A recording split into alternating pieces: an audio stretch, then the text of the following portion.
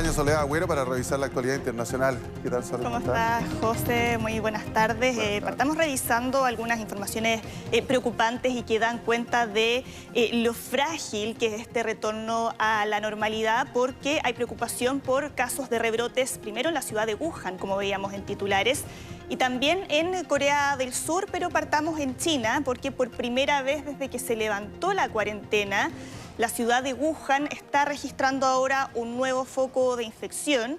El domingo se había confirmado el primer caso de contagio en un mes y un día después las autoridades ahora reportan que hay otras 5 personas que se contagiaron en la ciudad, que recordemos es la ciudad donde se originó esta pandemia.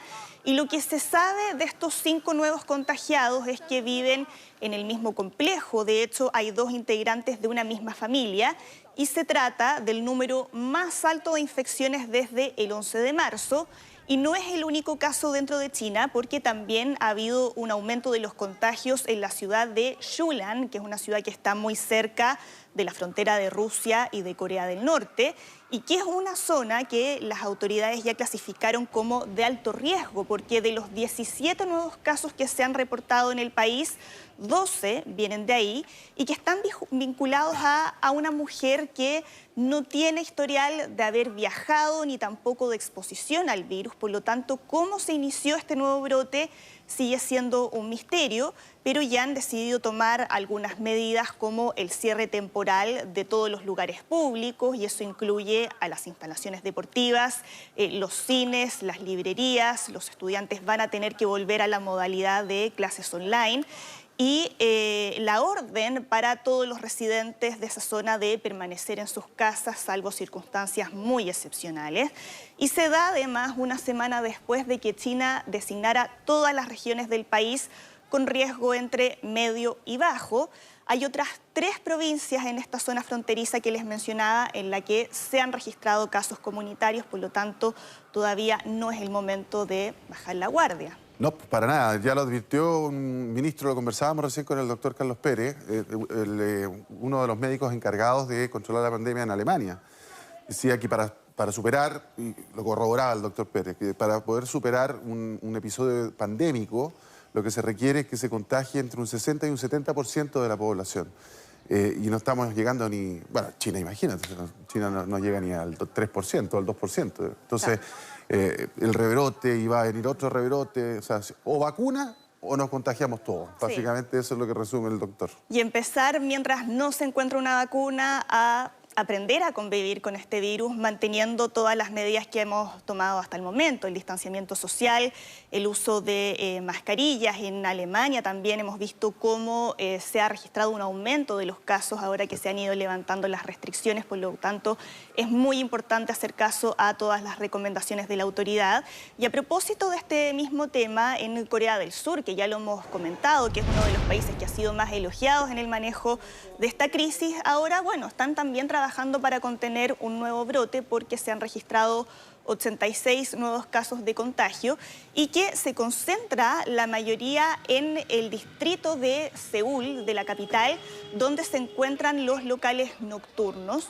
Y esto activa la alarma sobre una segunda ola de contagios que en un país que ha sido uno de los ejemplos a nivel mundial, porque pasaron de ser el mayor foco de infecciones fuera de China en un comienzo a tener solo unos pocos contagios en las últimas semanas, pero que ahora han ido en aumento. Y hay otro punto que se está discutiendo ahora en el país, que es cómo estos nuevos contagios al mismo tiempo han generado un sentimiento contra la comunidad LGBT. ¿Y por qué? Porque de acuerdo al Centro Coreano de Control y Prevención de Enfermedades, hay 29 casos que están vinculados al distrito gay de la capital. Y hay un medio local, que es un medio que tiene vínculos con la Iglesia Evangélica, que entregó las identidades de los clientes, sus edades y sus lugares de trabajo, y eso ha generado todo un contenido homofóbico en las redes sociales y a su vez ha llevado a que la comunidad LGBT no quiera ir a hacerse test por miedo a ser humillados públicamente. Hay ahora 3.000 personas que han estado en clubes nocturnos y que no han podido ser contagiados precisamente porque existe ese miedo que les mencionaba. También se han tomado otras decisiones, como posponer la reapertura de las escuelas secundarias que está programada para este miércoles y que queda para nuevo aviso. Complicado lo de la comunidad LGBT porque es bastante absurdo, digamos, los seres humanos tienen unas reacciones que son tremendas, como que, no sé, pues si en un grupo familiar de veganos resulta que se activa un foco, ahora vamos a estar todos contra los veganos. No, pues, o sea, aquí a cualquiera le puede tocar, Sí, nadie está libre. lo podemos relacionar también con lo que comentábamos la semana pasada de la advertencia que hacía Antonio Guterres de cómo uno de los efectos también de esta pandemia es una ola de odio hacia ciertos grupos de la población y también de xenofobia. Absolutamente. Bien, y sigamos en el Reino Unido con el anuncio que entregó este domingo el primer ministro Boris Johnson sobre un levantamiento gradual de las restricciones. ¿Y en qué consiste? Bueno, el país va a continuar, al menos Inglaterra, dentro del Reino Unido, va a continuar en confinamiento hasta el 1 de junio. Las escuelas y otras tiendas van a comenzar a volver a funcionar el próximo mes. Sin embargo, ha habido cierta confusión y varias críticas porque también Boris Johnson dijo que quiere fomentar activamente el regreso al trabajo presencial si es que no pueden hacerlo desde la casa. Y desde el miércoles se va a poder salir a hacer ejercicio de forma ilimitada. También se puede salir a tomar sol, a bañarse a los lagos o al mar.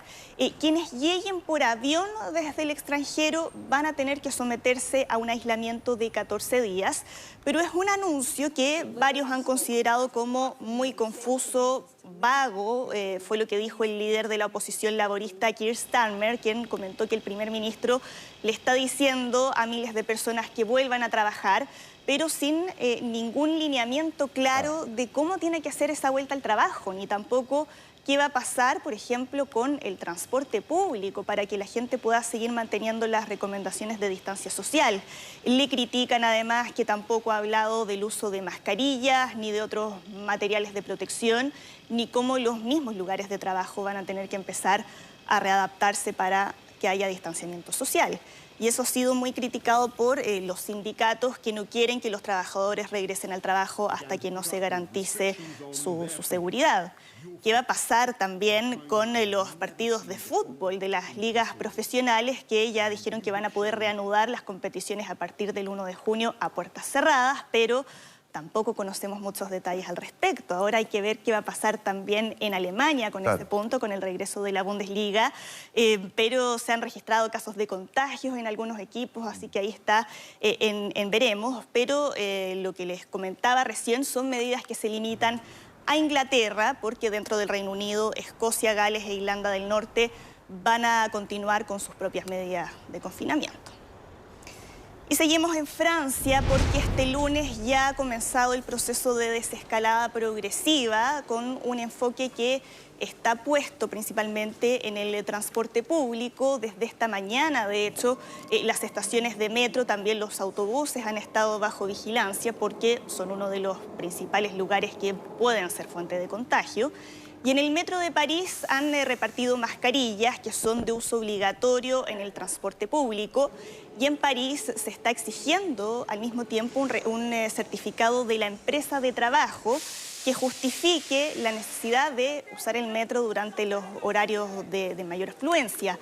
Pero el ministro de Sanidad reconoció que en muchos puntos de las estaciones las reglas de distanciamiento no se están respetando.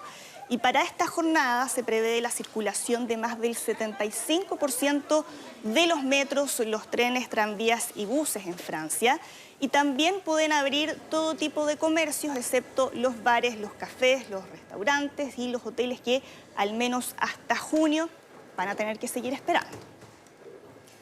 ¿Y qué está pasando en la Casa Blanca después de las versiones que circulaban? Finalmente desmintieron que el vicepresidente Mike Pence haya entrado en cuarentena. El viernes supimos que Katie Miller, su secretaria de prensa, había dado positivo por coronavirus y este fin de semana la agencia Bloomberg había reportado en un comienzo que Mike Pence se había aislado, pero desde el portavoz de Pence lo desmintieron.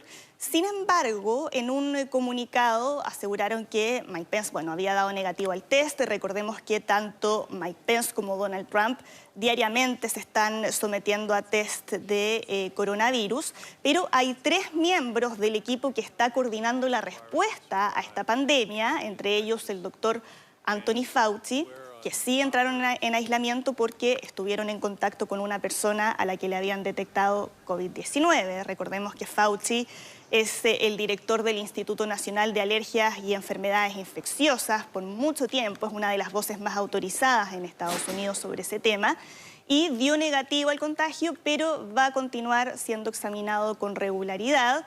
Y estos nuevos casos se suman también a uno de los asesores de Donald Trump y a una asistente de Ivanka Trump, que muestra cómo el virus acecha la Casa Blanca, básicamente. Exactamente, acechando a la Casa Blanca en un momento donde Estados Unidos es el país con mayor cantidad de contagios en el mundo y donde la respuesta que ha dado Donald Trump también ha sido sumamente criticada, sumado a todo el efecto sobre la economía que eso está teniendo y con la interrogante de cómo eso podría tener un impacto a nivel político, sabiendo que en noviembre va a haber elecciones. ¿Qué va a pasar en noviembre? ¿Vamos a tener elecciones? ¿Cómo va a seguir la situación en ese momento?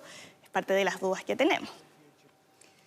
Y en México, el líder del cartel de los Zetas murió por problemas respiratorios provocados por el coronavirus. Moisés Escamilla May, de 45 años, estaba recluido en el Centro Penitenciario Federal de Puente Grande, en el estado de Jalisco.